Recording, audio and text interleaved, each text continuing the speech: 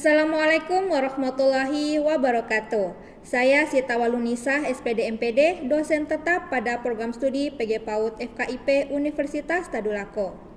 Pada video ini, saya akan memberikan narasi singkat penyusunan dokumen pernyataan diri dosen dalam unjuk kerja Tridharma Perguruan Tinggi pada bidang pengajaran. Salah satu mata kuliah yang saya ampuh yaitu mata kuliah Metodologi Pengembangan Sosial Emosional Anak Usia Dini pada semester ganjil tahun ajaran 2025-2026 yang saya ampuh bersama rekan saya Ibu Dr. Andi Agusniati MSI. Dalam kurikulum Outcome Based Education Program Studi PG PAUD FKIP Universitas Tadulako, mata kuliah Metodologi Pengembangan Sosial Emosional merupakan mata kuliah wajib yang dapat diprogram pada semester 3 dengan bobot 3 SKS. Mata kuliah ini fokus pada pemahaman dan penerapan berbagai pendekatan untuk mengembangkan keterampilan sosial dan emosional pada anak usia dini. Dengan mempelajari mata kuliah ini, mahasiswa diharapkan dapat menjelaskan konsep dasar sosial emosional pada anak usia dini, teori perkembangan sosial emosional anak usia dini, aspek dan tahapan sosial emosional pada anak usia dini, peran lingkungan keluarga sebagai dasar pengembangan sosial emosional, pengaruh lingkungan pendidikan dalam pengembangan sosial emosional, penerapan metode bermain untuk pengembangan sosial emosional anak, pendekatan pembelajaran tematik dalam pengembangan sosial emosional anak, menganalisis pengembangan empati, regulasi diri pada anak usia dini, menggunakan media dan alat bantu dalam pengembangan sosial emosional, mengobservasi dan menilai sosial emosional anak usia dini, menganalisis strategi kolaborasi dengan keluarga untuk mendukung pengembangan sosial emosional, menganalisis penanganan tantangan sosial emosional anak usia dini, membentuk rasa percaya diri pada anak usia dini, membuat refleksi dan evaluasi pembelajaran sosial emosional di PAUD. Capaian pembelajaran lulusan mata kuliah ini yaitu CPL 02 menguasai konsep teoritis dan praktik pendidikan anak usia dini meliputi perkembangan anak, pembelajaran berbasis bermain, asesmen perkembangan, dan konten pembelajaran PAUD untuk merancang, melaksanakan, mengevaluasi, dan merefleksi pembelajaran yang inovatif, kreatif, berpusat pada mahasiswa, inklusif, dan berbasis pada teknologi. CPL 04 memiliki keterampilan berkomunikasi efektif, membangun kolaborasi, dan menjalin kemitraan dengan anak, orang tua, masyarakat, dan berbagai pemangku kepentingan dalam rangka meningkatkan mutu pendidikan anak usia dini. Untuk capaian pembelajaran pada mata kuliah ini yakni CPMK 1, mahasiswa mampu menjelaskan konsep, teori, aspek, dan tahapan perkembangan sosial emosional anak usia dini serta menganalisis pengaruh lingkungan, keluarga, dan pendidikan terhadap perkembangannya. CPMK 2, mahasiswa mampu merancang dan melaksanakan kegiatan pembelajaran berbasis bermain dan pendekatan tematik yang mendukung pengembangan sosial emosional anak usia dini berdasarkan teori, perkembangan, dan aspek tahapan sosial emosional serta memanfaatkan media dan alat bantu yang sesuai dengan konteks PAUD. CPMK 3, mahasiswa mampu mengamati, menilai, dan menangani tantangan perkembangan sosial emosional anak usia dini secara holistik, serta melakukan refleksi dan evaluasi terhadap proses pembelajaran sosial emosional di lingkungan PAUD guna meningkatkan kualitas pendidikan yang inklusif dan responsif terhadap kebutuhan individu anak. Materi pembelajaran pada mata kuliah Metodologi Pengembangan Sosial Emosional ini yaitu materi pembelajaran 1, konsep dasar sosial emosional pada anak usia dini, materi pembelajaran 2, teori perkembangan sosial emosional anak usia dini, materi pembelajaran 3, aspek dan tahapan sosial emosional pada anak usia dini, materi pembelajaran 4, peran lingkungan keluarga sebagai dasar pengembangan sosial emosional, materi pembelajaran 5, pengaruh lingkungan pendidikan dalam pengembangan sosial emosional, materi pembelajaran 6, Metode bermain untuk pengembangan sosial emosional anak, materi pembelajaran 7, pendekatan pembelajaran tematik dalam pengembangan sosial emosional, materi pembelajaran 8, ujian tengah semester, materi pembelajaran 9, empati dan regulasi diri pada anak usia dini, materi pembelajaran 10, media dan alat bantu dalam pengembangan sosial emosional, materi pembelajaran 11, observasi dan menilai sosial emosional anak usia dini, materi pembelajaran 12, strategi kolaborasi dengan keluarga untuk mendukung pengembangan sosial emosional, materi pembelajaran 13, penanganan tantangan sosial emosional anak usia dini, materi pembelajaran 14, pembentukan rasa percaya diri pada anak usia dini, materi pembelajaran 15, refleksi dan evaluasi pembelajaran sosial emosional di PAUD, dan materi pembelajaran 16, ujian akhir semester. Dalam video ini, saya akan memperlihatkan cuplikan proses pembelajaran pada materi pembelajaran 6, yaitu metode bermain untuk pengembangan sosial emosional anak. Secara umum, pembelajaran yang saya lakukan mencakup 3 aspek, yaitu delivery, interaction, and assessment.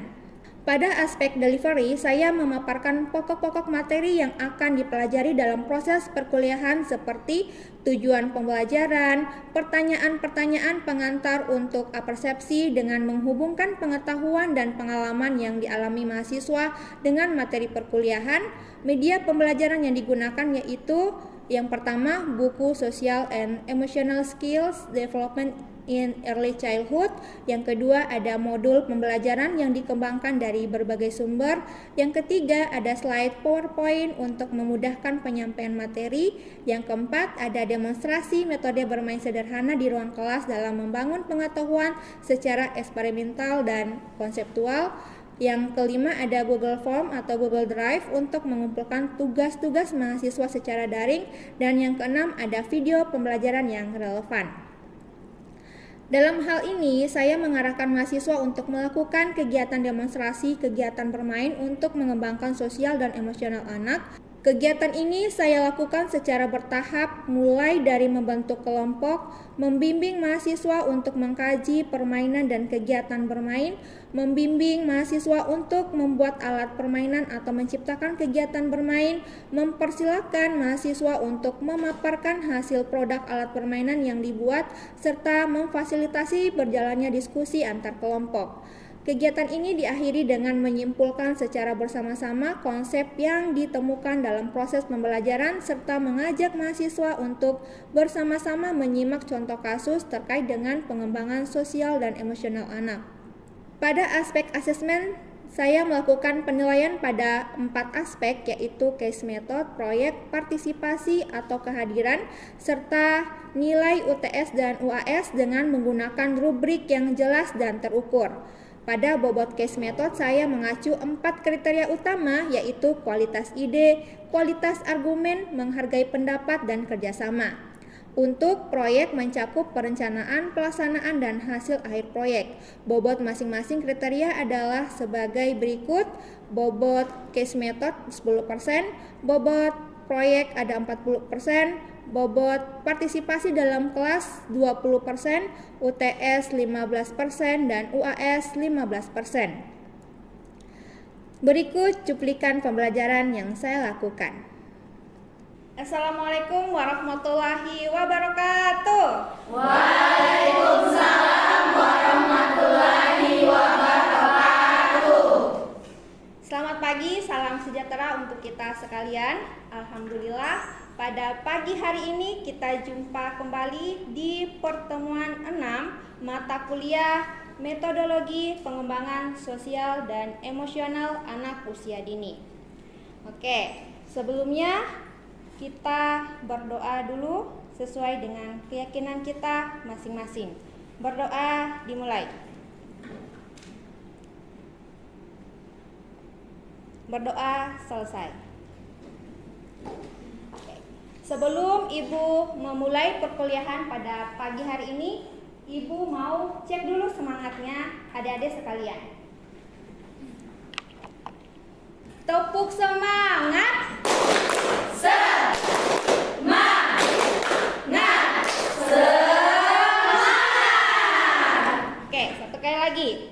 Selamat pagi. Buka hati. Selamat pagi. Buka hati. Selamat pagi. Buka hati. Oke, baik, good. Oke, hari ini kita berada di pertemuan ke-6 ya. Nah, di pertemuan ke-5 kemarin ada yang masih ingat materinya tentang apa? Oke, Sakina. Tentang pengaruh lingkungan pendidikan dalam pengembangan sosial emosional anak, Ibu. Oke, pengaruh pendidikan dalam pengembangan sosial emosional anak. Nah, bagaimana itu pengaruhnya? Pada masih ingat? Oke, Dwi. Guru dan teman Ibu, seperti anak mulai belajar berbagi, Oke. antri, Nah, yang dan pertama. bekerja sama. Oke, yang kedua. Oke, yang ketiga. 3, seperti aturan main Ibu, seperti menghargai orang lain dan saling berbagi Ibu. Kemudian ada ruang aman, Oke. seperti mengurangi rasa takut dan ketingkatan bermain anak Ibu. Oke, good, Dwi. Oke, nah hari ini di pertemuan 6 kita akan membahas terkait dengan metode bermain untuk pengembangan sosial emosional anak ya.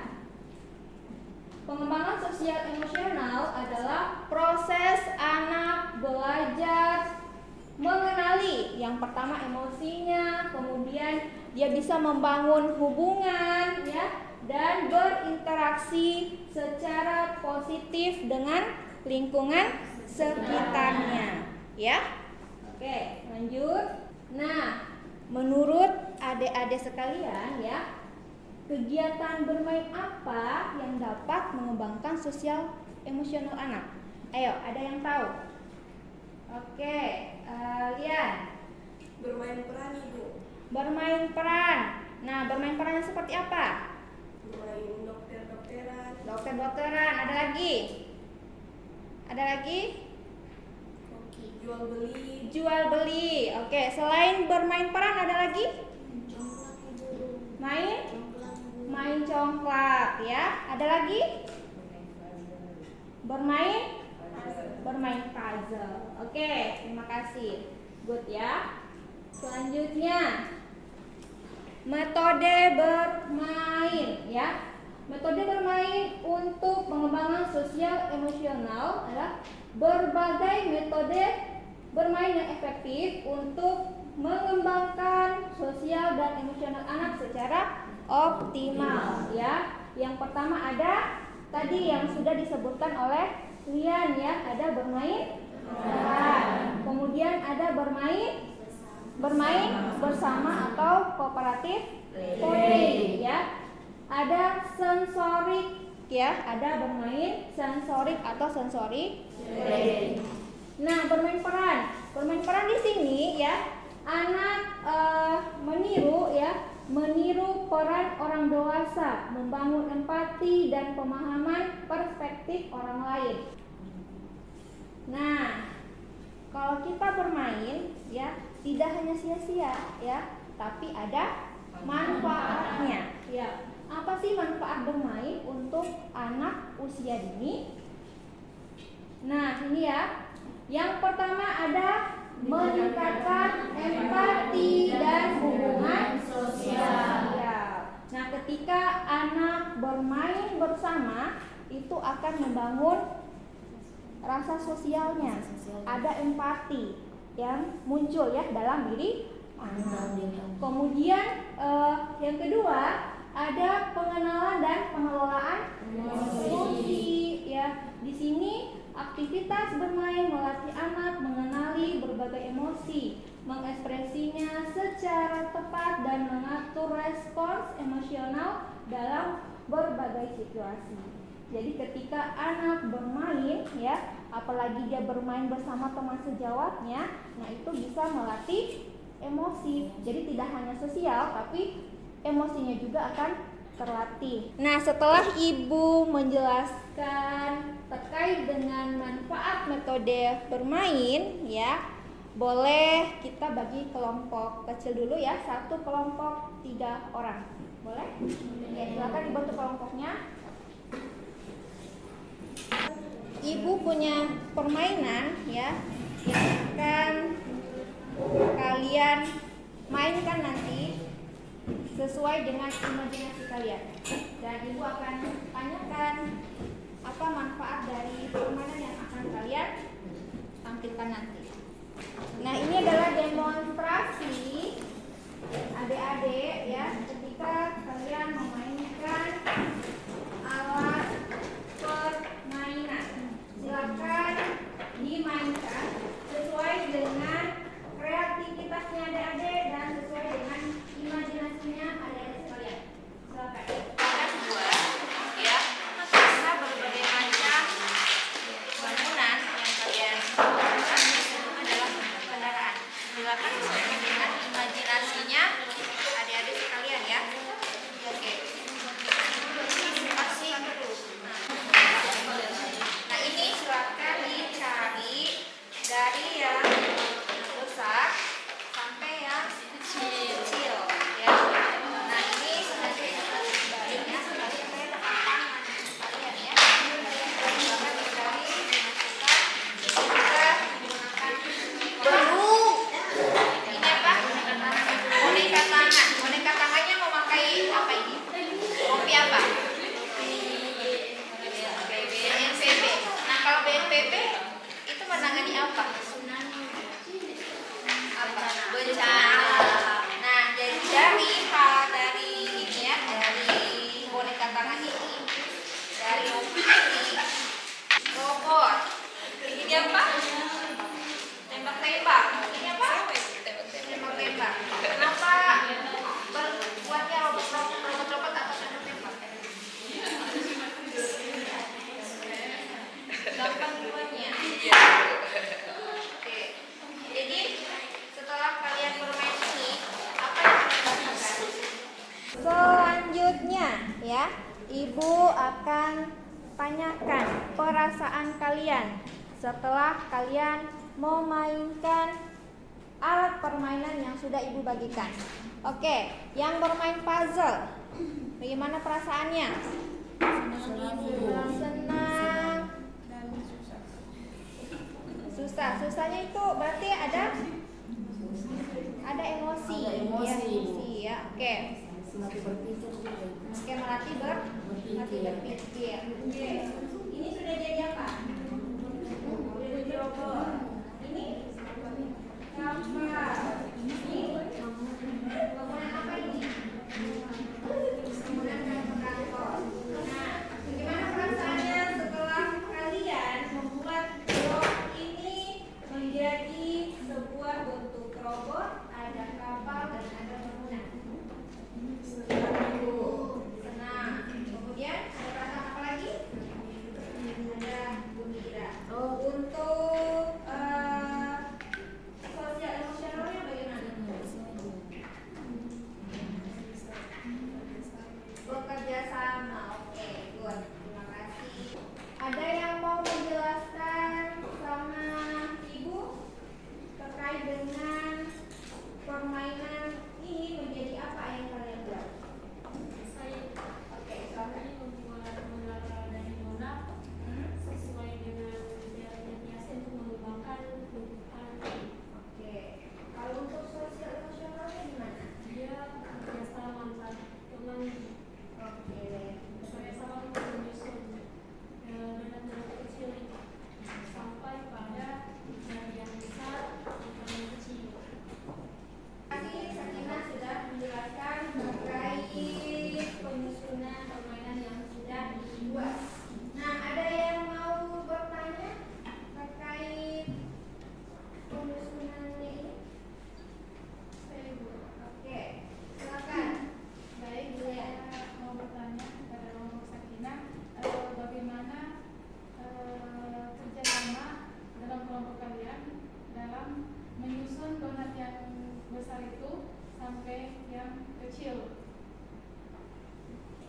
Itulah tadi pertanyaan dari kelompok 3 ya kepada kelompok 5 tentang bagaimana cara kelompok 5 bekerja sama dalam menyusun permainan ini. Silakan dijelaskan kelompok 5. Awalnya tadi kita menyusun itu salah karena yang kecil di bawah sedangkan yang besar itu di atas, jadi kita ulang lagi. Berawal dari yang besar sampai kita susun jadi yang kecil. Oke, terima kasih kepada kelompok 5 yang sudah menjelaskan terkait dengan penyusunan donat ini ya, dari yang besar ke yang kecil. Nah, ini memang terlihat mudah kalau misalnya kita lihat bisa dikerjakan oleh satu orang. Tapi kalau dikerjakan oleh satu orang itu akan membutuhkan waktu yang lama ya. Jadi kalau misalnya kita bekerja sama itu akan memudahkan dan cepat selesai dan kita bisa mengefisienkan waktu ya. Nah, coba kita lihat ya. Kalau misalnya ini modelnya seperti ini, bisa nggak kita langsung masukkan ke dalam batang ini? Nggak bisa ya, jadi jelas kita harus mencari dulu donat yang besar dulu dengan kemudian yang agak kecil lagi, kemudian yang agak kecil lagi, dan kalau misalnya kita cari sendiri itu akan memakan waktu ya. Nah, kalau misalnya kita secara berkelompok kita kerjasama, jadi kita bisa menyelesaikannya dengan mudah ya. Oke, selain kerjasama ya, ada kolaborasi antara kelompok. Nah, di permainan ini bisa juga mengelola emosi ya, emosi ketika kita tidak dapat, misalnya kita tidak dapat mana yang besar, mana yang kecil. Nah, kalau bisa kita tidak dapat, tidak masuk, nah bisa emosi yang muncul. Nah, di situ kita harus bisa mengelola emosi kita tetap bagus ya, mood kita tetap bagus. Oke. Baik, terima kasih kepada kelompok 3 yang sudah bertanya. Baik, adik-adikku sekalian ya, kita sudah bermain puzzle, kemudian ada bermain boneka tangan, ada bermain ular tangga, ini ada bermain apa? Balok, ini menara donat, ini Lego. Oke, bagaimana perasaannya? Senang. Oke, baik, kita cukupkan diskusi kita terkait dengan manfaat alat permainan. Silakan kembalikan tempat duduknya, alat permainannya dimasukkan dalam tas dan disimpan kembali ya. Nah, ayo kita simak cuplikan video pendek ya, kegiatan anak-anak di KB Bengang Putih. Selamat pagi dunia penuhana, hari ini akan jadi istimewa. Selamat pagi wahai teman semua, ayo iringi langkah kita. Sudah tak sabar segera dimulai, siapkanlah dirimu bergerak. Adik-adik, setelah kalian melihat cuplikan video tadi, bagaimana perasaan anak-anak ketika mereka bermain bersama teman-temannya? Ayo, senang ya, happy ya mereka ya, bisa bermain bersama teman-teman sejawatnya. Oke, di samping mereka senang dengan emosi yang senang, kegirangan, mereka juga bisa saling interaksi ya. Iya, ada kebersamaan ya, ada interaksi antara anak yang satu dengan anak yang lainnya. Oke, itulah materi pada hari ini. Ada yang bertanya? Silakan. Oke, Mary, sesuai fenomena sekarang ini, banyak sekali anak-anak diterapi karena speed delay dan autis. Pertanyaannya, apakah berpengaruh karena kebanyakan orang tua yang tinggalnya di perumahan? Jarang sekali anak-anak itu terlihat bermain di luar rumah. Mereka selalu terkurung dalam rumah dan menggantikan waktu anaknya bermain dengan gadget. Oke, menarik sekali ya pertanyaannya Mary yang terkait dengan banyaknya fenomena sekarang anak yang diterapi karena ada yang speech delay, ada yang autis ya, kebanyakan autis ringan ya yang sekarang kita temui itu banyak sekali.